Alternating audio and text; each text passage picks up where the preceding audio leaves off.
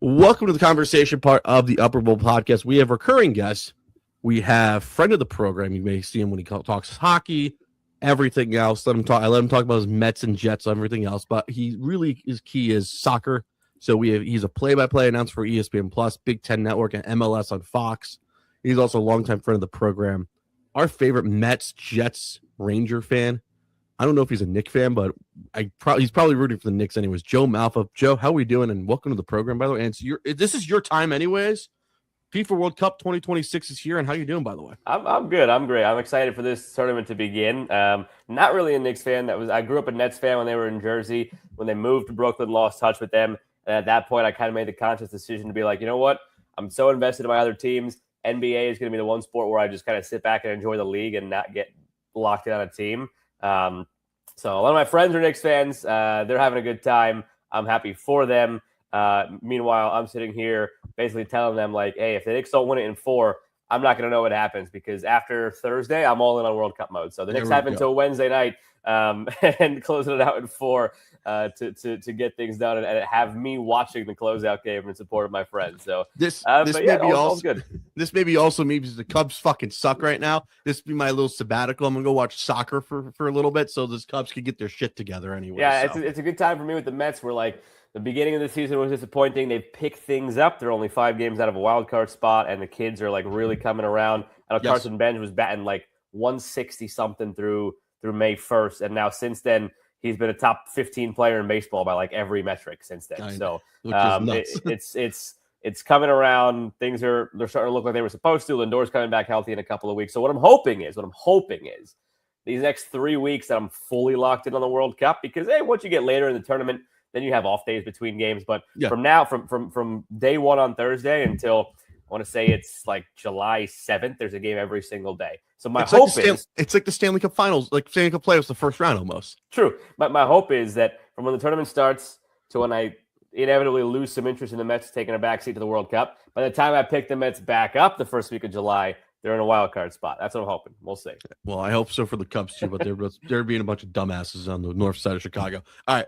I always start this quote off with the start of World Cup off of this with a big cap from 2016 or whatever time. The United States in soccer is the Indiana Pacers. We never done anything great, really. We've had a couple good players every now and again, but we think we're entitled to be a really good team. We're the greatest country that ever created. So yes, I understand where this entitlement comes from. And Indiana is the best basketball state in the entire United States. What we'll do is fire a coach really quickly. Yeah, Klinsmann kind of sucks, but are you telling me you'll be able to find someone better than Klinsmann that will be able to get us into the World Cup finals? So I always start this off. I've been going whenever we have a World Cup. I always start with this quote: "Is USA? What's our expectations for USA soccer? At least we'll get it out of the way." Anyway, I will say this as somebody who is a fan of Big Cat and loves seeing the clips come out of that show, and somebody who's obviously a massive soccer fan. I've actually never heard that quote, so I'm glad that you brought that up to start, and that is dead on. I think that's a great way to sum it up. Yes. Expectations. So I've had this conversation with so many people. It's like this, whenever this time of year comes around, obviously it's why you have me on. I have some sort of tie to it. Yes. I have my friends and family asking me, what do I think? What do I think?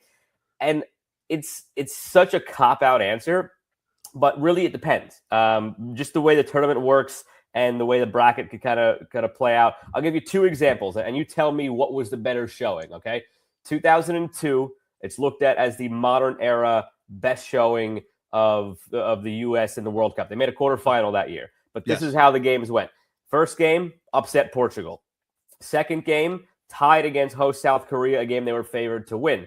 Third game, Poland, a team they were much better than and was already mathematically eliminated. All they needed was a result to get through to the knockout stage. They lost that game, and they were bailed out. Their asses were saved because South Korea upset Portugal 1-0 on a late goal. So this whole run to the quarterfinal, looked at in the modern era as the best run of the World Cup for the U.S., would not have happened unless South Korea pulled it out of their asses against Portugal and saved the U.S.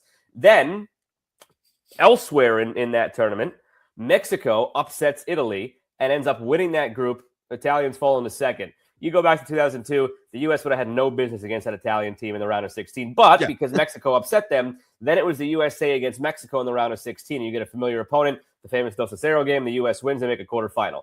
Okay, they're in a quarterfinal, but their asses were saved in the group stage by South Korea. Mhm. and the fact that Mexico upset Italy in the group stage. Otherwise, we don't ever talk about that team. No. Then 2014, I got the jersey on right now. Fast forward to 2014, Brazil.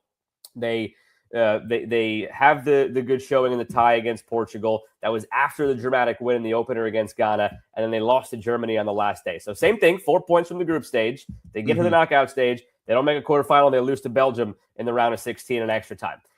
People always look at 02 as the gold standard. They made it the furthest they ever made it, to a quarterfinal. Anybody in their right mind, I think, if they actually sit down and look at it, thinks 2014 is a better tournament than 02. So I say that because you've heard a lot of talking heads, I think, coming in this tournament say, they have to make a quarterfinal. They have to match their best result for it to be a success. But if you tell me that they get out of the group, whether first or second place, that could depend. And we can dive into that as we go through the groups, I'm sure. And I'll save that for later. If they get to the round of 16 against an Argentina or a Germany or a Belgium, and they bow out there in a close, good game, there's no shame in that. But there's also a different pathway where, like, maybe they get lucky and it's they come in third in the group, and the way the pathway works, there's an upset somewhere else, and they take on South Korea in the round of 16. Like, there's so many permutations. It really depends on the path they take. If they do well in the group and they run into a buzzsaw in the round of 16, so be it. If they get lucky, if they stumble in the group, but then get a lucky path, and that lucky path carries them to a quarterfinal, sure, it's great, but, like, what's a better tournament? So it really genuinely depends. I think the most realistic path is winning the group or coming in second in the group. That would match them up if it's chalk mostly everywhere else. It would match them up with either Belgium or Argentina in the round of 16. And that's my point. If you lose to one of those two teams in the round of 16, there's no shame in that. If you get obliterated by one of those two teams in the round of 16, that's a different story. If you beat one of those teams in the round of 16 and make a quarterfinal, it's the greatest success the United States has ever had. So there's so many ways. It really genuinely depends on how the bracket falls in a 48-team tournament. But first and foremost, you got to beat Paraguay. You got to beat Australia. So I did not know about 2002 because I just think of 2014 all the time. Yeah. So I've been watching the Vice documentary of USA Soccer in America anyways. And I was like, I did not know about anything about 2002. I was going into the fourth grade at least. And I was moving. So I did not know what the F was going on. And I was like, oh, there has been a success previously. I'm always so used to 2014 this anyways. So that's my big thing anyways. Am I crazy to say knockout round or bust? Oh, that's for sure. Yeah. Knockout round or bust. I will say round of 16 or bust, because in all likelihood, whoever they play in the round of 32, they are better than. The only way they're not, again, there's so many combinations. There's so many possibilities because of the third place aspect. If they come in third in the group, there's a chance it's Germany in the round of 32. And that's a failure because you came in third in your group. They're better than Paraguay. They're better than Australia. It's a push against Turkey. On both teams' best day, I think Turkey gets a slight edge, but I think the two teams are very comparable. It's first or second in the group or bust. If they make it to the knockout stage as a third place team, that's already going to be seen as a fail. If they lose in the round of 32 against an Egypt, or as what's going on in the world, this is a possibility against Iran. That is actually one of the most favored outcomes. If they lose one of those games against a team they're clearly better than in the round of 32, also a failure. I think bare minimum is the round of 16, but what we quantify as a success really depends on how the tournament sets up in the round of 16 and beyond. That's my biggest question, because I look at it as like, I as a non-soccer guy, I don't know the rules half the time. I was like, knockout round or bust, I'll go with that anyways. Yeah. This is as my quote anyways. I just look at it as like they should win this group anyways. Like every Alexi Lalas, Landon Donovan, anyone from MLS Strike Force 2002 promo I saw on the Vice documentaries, like, this team better make it through. I want them to win the group, because I feel like there needs to be some type of achievement for USA Soccer. Am I crazy to say that? No, that's fair. Like, I think winning the group would be something special. It would help generate excitement going into the next phase of the tournament. It would set them up with a more favorable matchup in the round of 32. It would set them up with a tough matchup in the round of 16, but against a lower ranked team. Again, the example I gave, if things are chalk, they would get Belgium instead of Argentina. Argentina is a much higher ranked team than Belgium. Yeah, we don't want Argentina on this. We don't want their smoke right now. Yeah, I actually think the U.S. matches up better with Argentina than Belgium, but that's again a conversation I think for later on. I think winning the group would be a very big step in the right direction. getting the excitement from the fans, getting more mainstream acclaim. I do not think they're going to win the group, however, and it's less of a knock on the U.S. and I think it is more of a circumstantial thing, the way the schedule breaks down and stylistics. Your styles make fights. I think the U.S. and Turkey will both beat Paraguay and Australia. So going into that final group match, USA-Turkey head-to-head, they're both on 6 points. Just stylistically, though, I think Turkey could beat Paraguay and Australia by an extra goal or two, meaning they're the ones playing for a tie on the final day. I think the most likely outcome is both the USA and Turkey end up on 7 points each, and Turkey gets through on goal difference. So that's where I'm at with that. Okay, I was about to ask, is there goal differential I should be worried about within any of this group thing? Anyways, I consider it like it's like UEFA Champions League almost. That's what I'm going to consider it as. Sure. Crazy. Okay. Yeah. You're talking to a soccer noob, but it's like I follow. Like I don't know what's going on, but go USA, go. Anyways, that's what I usually say. So. What's your expectations on this roster? They lost a 2-1 in Chicago to Germany. What do you like about this roster so far, or what you've seen? The roster, it's the most attacking talent the U.S. has ever had, bar none, top to bottom. The depth is there, the high end talent's there. It was on showcase against Senegal in that 3-2 win, a much better win than I think people realize. Senegal aren't technically the champions of Africa. It's technically Morocco because of a whole legal thing that went down there. Even though Senegal won the final against Morocco in the Africa Cup of Nations last year, Senegal's ranked 14th in the world. The U.S. is 16th, so beating a team ranked higher than them in the world, that was a good result in that friendly against a strong Senegalese side. The German game, that first half was probably the best half I've seen the U.S. play against a top team since 2009 Confederations Cup final against Brazil. We're going back 17 years on that. So, and it's a testament to the attacking talent and to the strength of the midfield. The depth maybe lacks in the midfield beyond Weston McKennie and Tyler Adams from a defensive standpoint. Look, if anything happens to those two guys, you're probably screwed anyway. The back line is a little bit of a concern in terms of depth and overall quality after Chris Richards, who had an ankle injury at the end of the regular season in the Premier League. He, by all accounts, is ready to start Friday, and that'll be important whether he is or isn't. But the roster makeup, look, the people who are in the know, we're going to complain no matter what about the last 3-4 spots on the roster. Guys like Diego Luna became fan favorites, didn't make the cut. But at the end of the day, those guys don't play. If you look at like every World Cup winner the last few editions, except for maybe cases where there were blowouts and guys got some minutes late just because, or a game where, third group game, they've already clinched the group and they can kind of mess around a little bit. The last 3 to 5 guys on the roster don't see a single minute. So there was a lot of hoopla about that. It's not going to matter. The top end talent's there. It's an incredibly strong roster and genuinely like one of the top, how high do I want to go? One of the top dozen attacking units in the tournament. But the problem is there's not as much confidence in the defending and the goalkeeping situation. So it's a give and take thing. Who's your goalie for game one, would you say? Or I'd go rotation? Yeah, I'd go. It's definitely not going to be a rotation. I think whoever Mauricio Pochettino has determined in his mind is going to be the guy, unless there is a massive blunder in that first game. I think he's going with Matt Turner. Okay. I don't have anything to base that off of. The first friendly against Senegal, Turner got a half, and Chris Brady, who is without a doubt the third goalkeeper, got a half. Yep. The Germany game, Matt Freese played the whole game, and he's the only goalkeeper in these two friendlies to play a whole game. He didn't show a whole lot. Matt Turner didn't show a whole lot. They kind of are what they are. I think in this tournament, as much as you need Matt Freese's ability to play with his feet, he's better with his feet than Matt Turner is. As much as you need that, I think in a tournament like this, you more so need the goalkeeper who's going to make the extra big save and maybe save your ass here or there. And I think that's Matt Turner. I also think you go with the goalkeeper whose nerves are going to be calmer, and that's Matt Turner because he's been there and started a World Cup already. The margins are very slim between the two, very, very slim because of the experience, because of the shot stopping. I would lean Turner. I'm not uncomfortable either way. I like both of these guys, but I do think it's also fair to say, like, neither of them are Tim Howard. So if you're a fan who's a casual who's tuning in every few years, don't expect to see one of those two guys do a Tim Howard Belgium 2014. But they're both very solid, and I don't think you go wrong either way. One thing to know about Matt Freese, if you want to save it in the back of your mind for later in the tournament.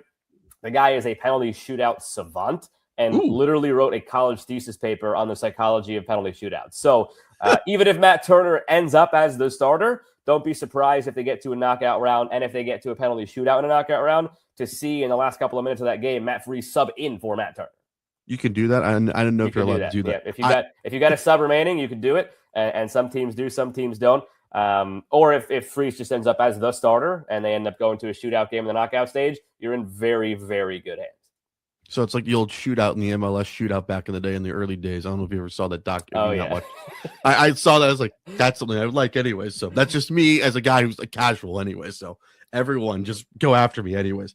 I'm looking at the roster. Who is the dude that we should look out for that's casual, should know about? That's our next Clint Dempsey, I will say.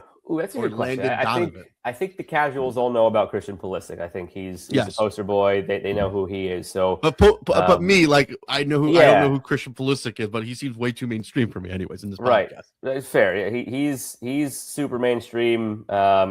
He's the guy, the number 10 that everybody's gonna hang their hat on. Who's somebody else?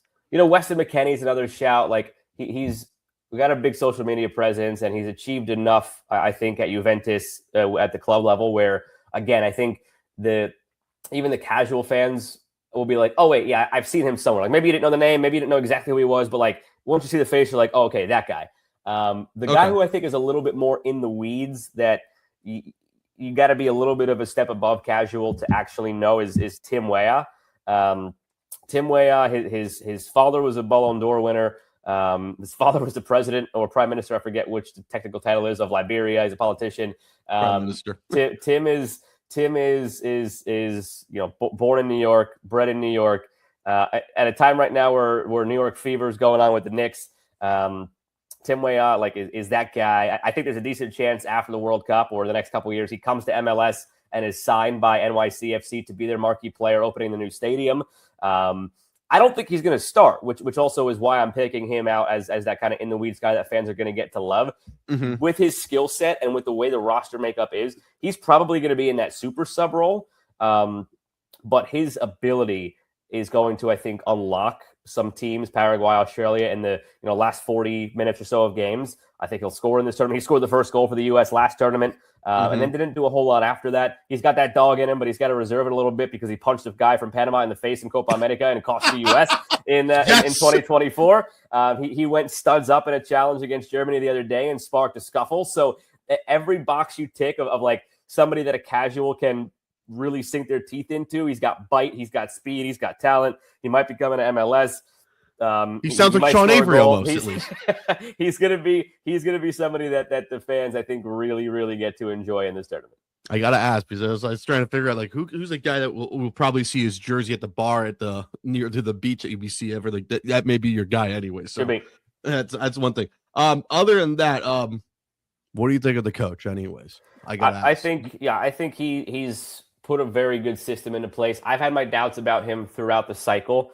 There's been a lot of moments where I felt he could have been less experimental, and there were mitigating circumstances. Christian Pulisic took last summer off and pulled himself out of contention for the Gold Cup, and there were guys kind of along the way who did something like that or something similar. Weston McKennie couldn't do the Gold Cup last summer because he was obligated to do the Club World Cup with Juventus. So there's been mitigating circumstances, but even when he's had the quote unquote A team together through the years with CONCACAF Nations League or friendlies, he's just been experimental. And I get it. He came in late. He came in after Copa America. He had most coaches usually get a full 4-year ramp up to the World Cup. He had about a year and a half to do it. Sounds very American in most sports anyways. He needed to kind of take advantage of that and see the whole landscape of the players, learn about different guys. And it wasn't until literally this last friendly against Germany. This was the first time that he put out what I think in many people's mind was the team, like the starting 11 for Paraguay. And even then, because they're nursing Chris Richards back from that sprained ankle, he didn't start. So we still haven't seen that true starting 11 that is probably going to be the starting 11 against Paraguay. We haven't seen it all together. So a lot of that I think has been on Pochettino. He's wanted to be experimental at a time where I thought he could have started to get some consistency. But he's gotten the team to this point at the right time. He tinkered with different systems. He settled on this sort of hybrid where they play either 5 defenders or 4 defenders. It's very fluid because it's Serginho Dest, who's another shout, by the way, of like just an incredibly talented player, was at Barcelona after the World Cup. The rumors are he's going to Bayern Munich. Big name teams that fans could get behind. So Serginho Dest, it will be a fun one to watch. He's somebody that is just a wild card. He's a defender technically, but he's really a winger who doesn't defend a whole lot. Think of basically any Norris winner in the NHL the last few years who's winning it because of the points and the attacking numbers. Sounds like Nick Lidstrom almost. Or Cale Makar. Exactly. Crossing over to your hockey crew. Because of that fluidity, he finally found a system that kind of works where it's technically 5 defenders, but it's really 4 defenders because Dest is going forward, but he can drop back. It's very super in the weeds soccer nerd stuff, the system he plays. But after all this time, he landed on it, and that's the most important thing. I was skeptical of how he would get here, but he finally got here at the right time, and now we just hope it works.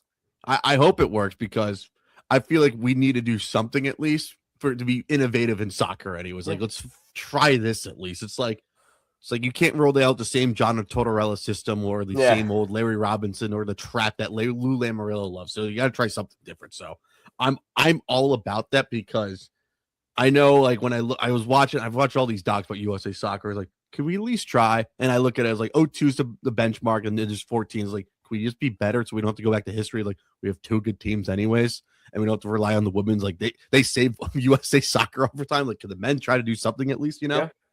So that's how I view it. All right. What's the big thing that you like about having the World Cup in the U.S.? I've looked at the schedule already. I'm kind of shocked they're playing once a week already for U.S. It's like every Friday night. Do we like almost it's like 2 Friday night games and a Friday mid-afternoon game. Do we like that at least as Americans? I think it's in the wheelhouse, better timing-wise as far as just when the games are played. We had that in 2014 Brazil. The last couple World Cups in Russia and Qatar have kind of stunk because they've been early morning. You're done with things by like 2 p.m. Yeah. The final last year was played, I think, or last edition was like at 9 a.m. or 10 a.m. It kicked off that Argentina-France game. So yes, it was right before the NFL slate anyways. Exactly. So from that perspective, it's really nice. And I think people are going to be, if you live in and or around one of the cities that are the host cities, I think it's just going to be fun. Like, it's going to be a good time. There's going to be so many things that you didn't realize were in activation or a watch party or this or that that pop up and you're like, oh, that's fun. Like, let's go do that thing. So like, there's so many little things that have popped up or are going to pop up that the average casual could enjoy. Did they get the locations right for all the teams, you think? Honest opinion. Locations for like where all the teams are playing. Do you think they got it right, the FIFA? Oof. That's tough. Because some people have told me just F off, just enjoy the game. I was like, no, I just want to know. I'm that interested anyways. There's a level of they had to set the locations of the games and the dates of the games before the draw. Mm-hmm. There's also a level of, hey, could they have been more cognizant of... Okay, I'll give you an example. I'm trying to think what the best way to sum this up is. The first ever draw with 48 teams. Okay, mm-hmm. That's what we had this time. And because of that, they did something that I think I liked and I think a lot of people liked. They seeded the top 4 teams. Mm-hmm. The top 4 teams cannot face each other. If it goes chalk. If one of them stumbles and finishes in second in their group or third in their group, things change. But if it goes chalk, France, Spain are on the left side of the bracket. England, Argentina are on the right side of the bracket. So they knew, with that said, where certain teams were going to be for certain games. So, for example, Portugal, Colombia in Miami. That's an awesome place to play that game. Yes. They knew that Argentina, if it goes chalk, would be in the quadrant of the bracket that has a round of 32 game in Miami and would have a game, I believe, in the quarterfinals, I want to say, also in Miami. So, like, there's certain things that they were able to do ahead of time, just the way the draw works, the way the bracket works. Outside of that, yeah, there are some head scratchers. Like, there's certain... If you look at different population densities around the country, there might be what's an example? There might be a very strong. Mexico is playing all the games in Mexico, but there might be a very strong Haitian contingent in City A, but instead Haiti's playing in City B. Just mm-hmm. the way the World Cup works, that they have to format the schedule before the teams are drawn. They couldn't do anything about it.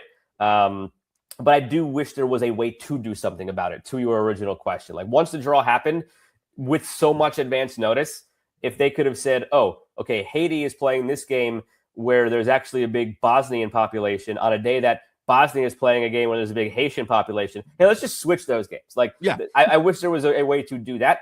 I understand why they can't and don't do that. But it's just the NFL in me, anyways. It's like, no, I think by and large, everything is pretty much all the big games, all the big teams. They're in good spots when they need to be. Like Brazil, Morocco in MetLife Stadium, it's going to be ridiculous, ridiculous. So now England gets screwed. England's all over the place, and England has to go to Mexico City to play Mexico in the round of 16 if that goes chalk.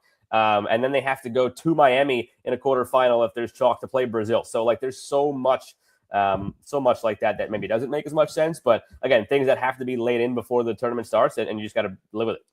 I'm kind of intrigued by the Brits have to deal with the real heats for once anyways. So and they were already complaining about it. I know, which is the best anyways. They played a friendly in Tampa 3 days ago, whatever it was. And then they came out of that game complaining about the field conditions and the temperature and this and that. Get used to it, buddy. That's what the whole summer's going to be like. And it's only going to get hotter as the summer gets deeper and deeper.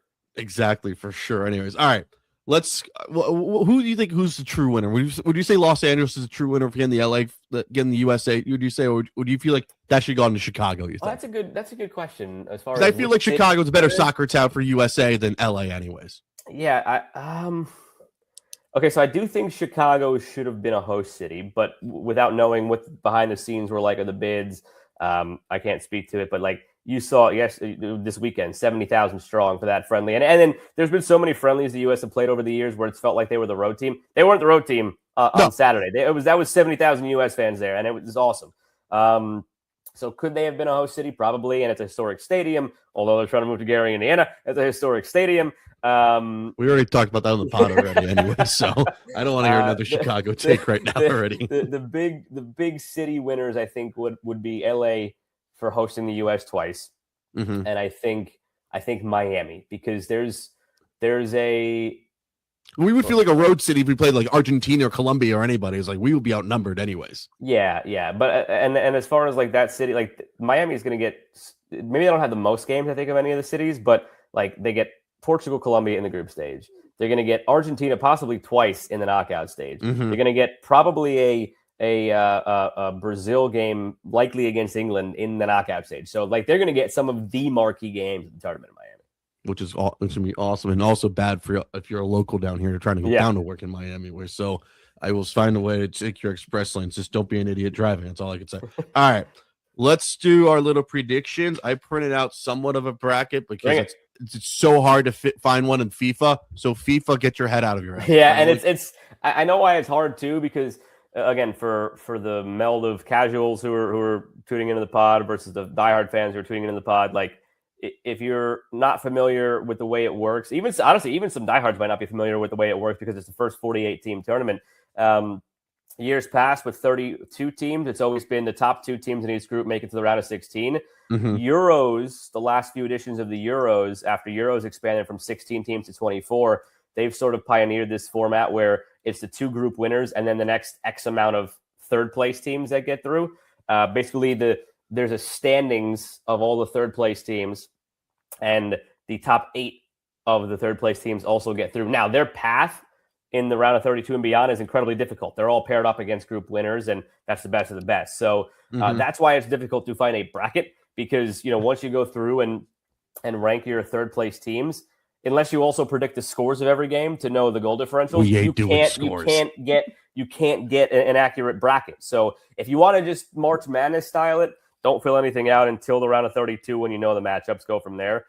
But yeah, that's why there's no like official bracket you could find right now. That's why we're doing group winners anyways. I'm not going to hold you to everything unless you want to give out your winner. I'll give out once we get going. I'll give you my semifinals and my winner. But yeah, we'll have you back on the pod anyways. You have the link. You have the link as always. I get it. It's like at the door. It's like come on in 2.5 weeks, if you want to bring me on for a quick 15-minute guest spot to just rattle off a bracket, I'm in. I'm writing this down on my calendar. Put it down. Once we get to, I think it's. I want to say the group stage ends on like June 28th. sounds like it's right. 6:28. Let's do it before if I leave on vacation. If I go anyway, Bring it. Yeah. If you all get, right, I put it on. I put it on the calendar, which I barely use. I cleaned it for the first time maybe 2 years anyway. There we go. We can laugh at that. I got before we do that. Have you watched the Vice documentary about USA Soccer yet? I haven't watched the Vice one yet. I'm on the HBO one right now that they're doing. That's been like the journey since the last World Cup. Talk about that one, because I have not. I did the Vice one. Talk to me about that one anyway. Yeah, the one on HBO, I think it's been fantastic. Like it's behind the scenes, it's raw, it's interviews with the players. They have had a camera crew embedded with them since Qatar 2022. Mm-hmm. So it took you the first episode takes you through that whole tournament and just kind of a reminder of where it started and that group, qualifying for the World Cup after missing it in 2018. This new generation, their first World Cup experience. It chronicled all of that. It chronicled in episode 2 the next step through Copa America in 2024. Episode 3 was the changing of the guard, started with Greg Berhalter getting fired and Mauricio Pochettino coming in. Episode 4 carried through the Gold Cup of last summer. So it's been the key players. It's taken you to their hometowns. It's taken you to where they are now with their clubs, personal interviews, getting to know them a little bit more. There's a great scene with like Tyler Adams, with his baby and the camera crew like happened to catch the first time ever that his baby like rolled over, something like that. So like it's very, very personal and you get to know the guys and it's not just names and numbers and jerseys when we get going, when the tournament starts. So I would highly recommend it. It's 4 episodes so far. It's an hour each. The 5th episode is Tuesday, the 9th. It was staggered like that purposely, 5 episodes to carry into the tournament. So definitely recommend. And I was super surprised and happy. My voice made a little appearance in one of the episodes. Just on I was calling their Trinidad and Tobago match for the World Feed at the Gold Cup, and it was super weird. I'm not going to question it. I'm just going to say thank you for it. Every Fox game that has been featured from the World Cup 2022 through Copa America and then last summer's Gold Cup, they've used the voice of John Strong and Stu Holden, except for that one game. And that happened to be my game. So I don't know if there was like an error with the files, if there was a rights dispute, but for some reason, that one game, they used my world feed instead of the main feed. So thank you for that, HBO, because I was super surprised when I was like, oh, wait a minute, that's me. So that's why we like you anyways. We like the world feed more because you are a friend of the program. And plus, you are one of the voices of MLS soccer with Tony Miyagi anyways. So. I need whatever it is. If it's a 3-cent royalty check for that documentary, I just need to give me a royalty check for the 20 seconds my voice is in it. All we need now is you and Evan Martino to just do a game together. That's all we want now is the Upper Bowl podcast anyways. That's if you and Brian McBride, can we get that happen at least? Who do we talk to about that? Make it happen. All right, the Vice one. I personally like it because I never followed USA Soccer that much, but it goes through like how much of a dumpster fire we were anyways, especially what gone on to like the first World Cup in 1994, which I was only 2, kind of interested anyways. Then you see like the start of the league of MLS, this and this. Talk about the women's team, how it was like their first World Cup wasn't really called the World Cup. It was called the M&M's Cup, which is kind of crazy by FIFA anyways, which is like ridiculous. So, and they showed that, and it's like I think it's like 6 or 7 or 8 episodes. It's like 45 minutes each. They're all on YouTube. Probably the best 44 minutes that you will binge. You may have to go through a few ads, but you will. I think it's probably my favorite thing to go through anyways. Before we really start, MLS Strike Force was a 2002 thing. What are we calling this squad anyways? Ooh. Because I don't think they did one for 2014 at least anyways. Did they? No, I didn't really have a name. That's a good question. I'll leave that to the public once we get going in a couple of games because I feel like there's a lot of ways you could take that, and it might depend on how the results go. Okay. I don't think you can anoint a team with a name until. No, I'm just trying to brainstorm this bad boy. Anyway, Strike Force 2, we're calling it or something. But I might have a better answer for you when I come back on the 28th and we do the bracket. Tap on the mirror as the meme would say, anyways, from Simpsons. All right, let's start with Group A: Mexico, South America, Korea, and Czechia or Czech Republic. Who do you got in this bracket? Anyways? Yeah, I've got South Africa is going to be the doormat of this group. It's going to be really nostalgic to have that opening match of Mexico, South Africa, the same matchup that it was to open up the World Cup in South Africa in 2010 on the same day. It is 16 years to the day. So that's going to hit in the fields for sure. This is for sure Mexico's group. They did get a rather easy draw overall. They're your group winners. I think South Korea is your second place team. Czechia is a decent team. They come in third. Whether that means that they end up as a third place team that advances is a different story. The numbers on it based on the analytics, if you get 4 points, you have like a 99% chance of going through. If you get 3 points, that's when it's like 50-50. And I think all the teams in this group get at least 3 points because of beating South Africa. So I don't necessarily know about Czechia getting through, but for sure, first place, second place, Mexico, South Korea. Is Yager and Pasternak playing? Is the better question. Anyways, like Yager should at least try. It's like, hey, he's doing everything else still playing hockey, so why not? Yeah, they play footy in the warm up, so why not try having him do it? All right, Group B, Canada, Bonega and Herzer. Man, I am really bad at names. Qatar and Switzerland. I did pass geography class. I just don't know where half these countries are. Yeah, I help you out. Some of the countries you don't know. Bosnia, they beat Italy in the playoff to get here. Canada's dealing with a lot of injuries, and it feels like there's been a dark cloud above them, like in the last couple of weeks building up to the tournament. Switzerland's best team in this group. They're your group winners. The second place spot hinges on the first game. Thursday afternoon. Friday afternoon. Friday night, obviously, is the U.S.'s opener, but Friday afternoon, it's Canada's opener against Bosnia. And I think Bosnia could pick them off, at the very least get a tie. This is where I'm going off the board a little bit. I think chalk people have Canada at least in second behind Switzerland. I'm going to go with the 2 European teams, 1 and 2. Switzerland 1, Bosnia 2. Canada gets through as a third-place team because Qatar is going to be a punching bag in this group. Canada, enjoy third place anyways. Enjoy that bronze medal anyways. Just another sport you've been going through. All right, Group C, Brazil, Morocco, Haiti, and Scotland. Hey, this might be one of the most fun groups of the tournament. Every single game is going to mean so much. The opening day of this group is Saturday. Brazil-Morocco might be one of the games of the tournament, and Haiti-Scotland. The winner of that game has a very good chance to get through as one of the third-place teams, so it's going to mean a lot. Haiti's sneaky fun. Scotland is in their first World Cup in like 3 decades, I think it is. Was it maybe more than that? Whoa! It's been a while, and so the passion's going to be there. I got Brazil 1, Morocco 2, and then Scotland 3 in this group. I agree. I will say this: if we can get Craig Ferguson on the sidelines for Scottish, and I'll be happy anyways. So, how about that? Take it. I know if you. All right, Group D: USA, Paraguay, Australia, Turkey. I'm gonna say this: USA should just win this group at least. Nice. I'm putting expectations on this team. Yeah, like we did with USA Hockey, we need to give them some expectations. I'm with you, and like I said earlier, I think I'm gonna steer from picking them to win because of the situation and the styles rather than the quality. I think the USA and Turkey both go into that last day on 2 wins each, with Turkey having a better goal differential. So they play for the tie and they get the tie, meaning Turkey wins the group, US comes in second, and then I've got Paraguay coming in third. All right, cool. I like it. Any of these USA? What's the best TV matchup? Was it USA Australia or USA Turkey or USA Paraguay for entertainment purposes? As far as which one's going to pull the highest rating for the networks, or which one's going to be the most entertaining? Highest rating. Who do you think will be the first game? That Paraguay game, the first game probably does it. Just because of the, it's a Friday night, everybody's locked in. It's 9 p.m. It's just beyond prime time. It's not competing with NBA Finals. That game isn't until Saturday. There's a 2-day break. That one should pull the biggest number for sure. Let me see. I want to make sure the NHL's not being idiots anyways on that Friday. Let's triple check the source. I think not. I think they go Tuesday, Thursday, Sunday, I want to say. Look at those a-holes. They actually got something right for once anyway. How about that anyways? All right. Group E, Germany, Curacao? Curacao, yeah. Curacao. Wow, I am really bad. I'm going to get canceled for this episode. Curacao, Cota de Vito, and Ecuador. This is an interesting one. Ecuador plays a really good defensive style. They could topple Germany. I won't pick it. I wouldn't be surprised if it happens. I think Germany's 1, Ecuador's 2. Curacao is going to be beaten up on. They are an island nation of 50,000, and they're basically the Netherlands D team essentially because of like previous colonizations and heritage and eligibility.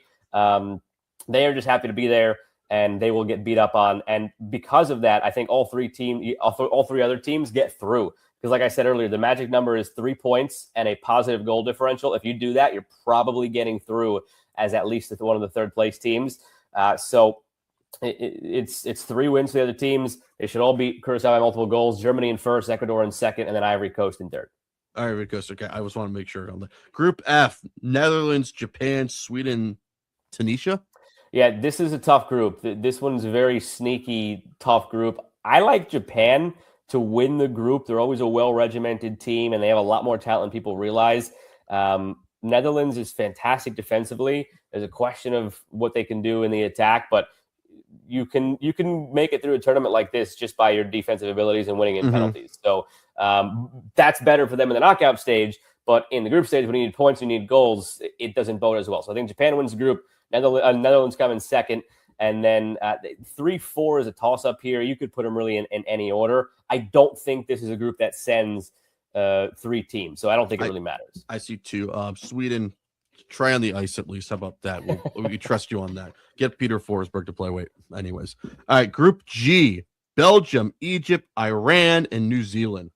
That sounds like a juggernaut almost. This group is interesting because Iran is actually a pretty solid team. Obviously, with everything going on in the world, they're in a tough spot. And as we sit here and record this, there have been reports and rumblings that the visas aren't going to get cleared, meaning they have to travel into the U.S. on the day of their games and out of the U.S. on the day of their games. So if you've got an afternoon or an evening game and you got to travel in that morning, like that doesn't bode well for you to do well. No. Beside that, I do think Egypt is a better team anyway. So Belgium's your top team. I think Egypt is your second place team. Iran's your third place team. And then New Zealand brings up the rear. Now, if the travel becomes that tough for Iran, where New Zealand could pick them off, you could flip those two. Either way, I don't think this is a group that sends 3 teams to the next round. I think it's just Belgium and Egypt. That's what I'm going with, Belgium and Egypt. Thanks for playing Iran and the New Zealand anyways. Group H, Spain, Cabo Verde, Saudi Arabia, and Uruguay. Yeah, this is one of the cupcake groups. It's Spain winning. It's Uruguay in second, and then there's other 2 teams. Thanks for playing. Yeah, thanks for playing. Enjoy your T-shirts and hats anyways. Enjoy the merch anyways. Spain, Uruguay. Say no more. Group I. Is this a group of death or no? France, Sengaya, Iraq, and Norway. I don't think it is, just because there are other groups that are stronger with a better 4th team, where Iraq in this group is going to really struggle. But I think that, when it comes down to it, you'll look back on this as being probably one of the toughest groups. I'm trying to think off the top of my head. Let me pull it up in front of me. USA 2014. Well, that one was that one was a terrible group to be a part of, and they still made it out of it. They beat Spain that year, I think. Am I right? They beat Spain in the build-up to it. That was in Confederations Cup. Yeah, on the way in. I remember that game at least. Look at me. I know some soccer at least. This might be the most top-heavy group. I think I'll give you that. I think France are one of the favorites to win it all. Senegal's a top 15 team in the world. Norway is a team that is maybe people's dark horse because of Erling Haaland and the talent that they've amassed in the attack. I don't know if they're a complete enough team, but just because the 4th team in this group is so weak, I don't think it's the group of death. I think Group L, when we get there, is the group of death. But the top, just because of the last place team, Panama, I think when we get there, it's a more well-rounded group. But this group's tough. This group I think France 1, Norway 2, Senegal 3, and I think all 3 of those teams make out of the group. I was about to say, we're getting 2 teams or 3 teams out of this for group. Sure out of this all group, right, so I was trying to figure that out because I was trying to think it was 2 or 3 anyways. So get me there. All right, J, Argentina, Austria, Jordan, Allegra.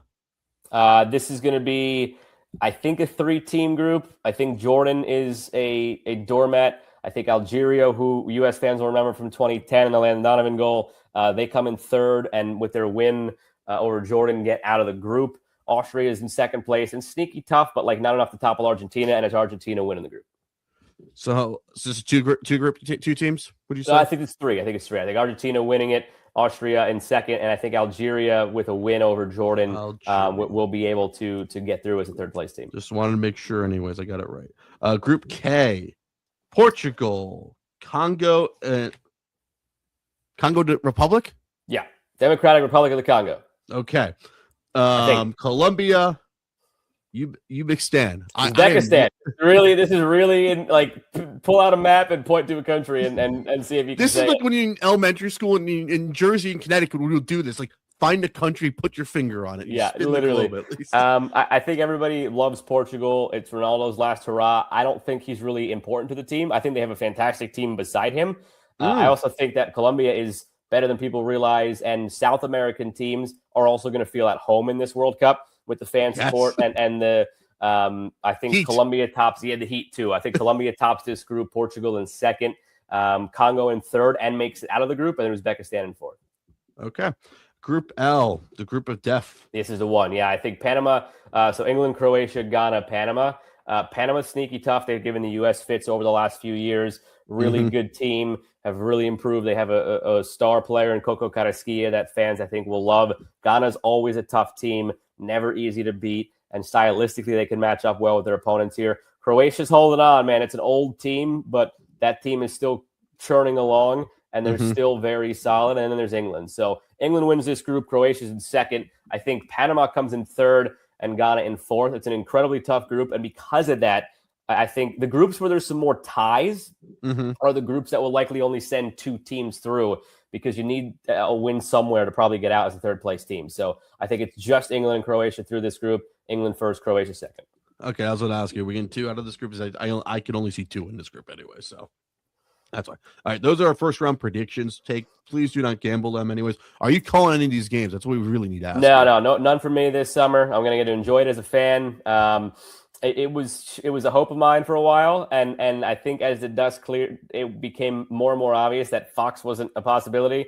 And genuinely, like, I'm ready to watch and enjoy it. And I was having this conversation with somebody close to me this past week.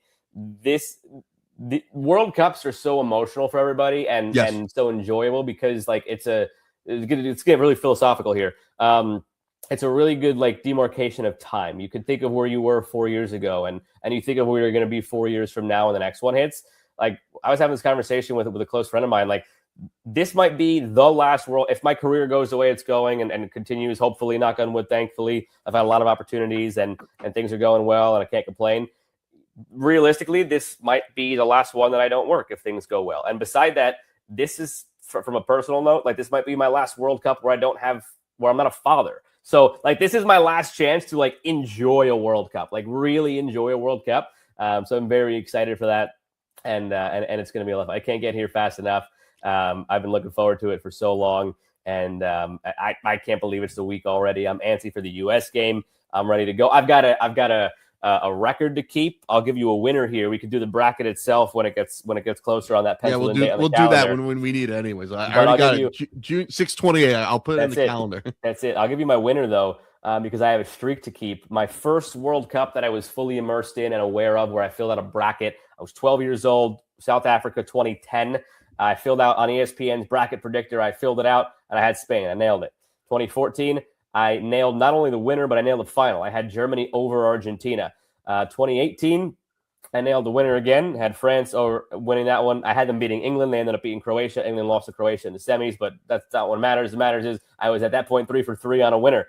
And then in 2022, I nailed it, and I had the final. I had Argentina over France and nailed it. So I am 4 for 4 in picking a World Cup winner in my cognizant lifetime of filling out a bracket. So 06 was the first World Cup that I remember, like, watching games. But I was 8 years old. I didn't know what a bracket was. I didn't fill it out. So ever since I fill out brackets, I've gotten the winner every single time. So I'm looking to go 5 for 5, and I'm looking to go 5 for 5 with Brazil. Brazil is my team this time around. Brazil. They haven't won it since 2002, right? It's been a hot minute for the nation that has the most with 5. It has been a hot minute. It was 2002 that they won it. They also won it in 94 when it was last here. The 3 North American World Cups. This is as much circumstance, I think, as it is, or a coincidence as it is, but Argentina and Brazil have won all the North American World Cups. So history is on the side of a South American team, loaded talent-wise. Carlo Ancelotti, all the Champions Leagues he won as the head coach of Real Madrid. I think they have all the pieces. Neymar is kind of their, like, figurehead. I don't think they really need to rely on him at all. Their path to a title, as long as they win their group, is favorable. They would get England coming out of a game in Mexico in the round of 16 in Miami. So their toughest game is in a very favorable home environment. So I've got Brazil winning it all. All the England fans complaining about the Heat already. God bless your souls already. God bless your hearts already. Joe, we always like having you on Talk Soccer. We will hit you up the week of 6/28. I have it on the calendar. I'm gonna pull it down. Anyways, there is proof anyways. So let's hope it goes back up at least. All right, good. We're solid at least, unless it doesn't fall. Joe, it's always great having you on. Check out the Vice doc. It's probably the most I got 3 days. I got 3 days to kill before it all begins, so I could probably knock it all out. Definitely. All right.